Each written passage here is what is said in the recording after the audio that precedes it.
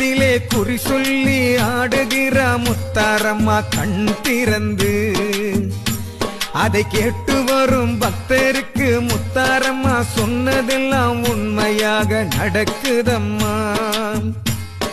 வேண்டி வரும் பக்தர்களே அம்மா அருள் காட்சி பாருங்களே.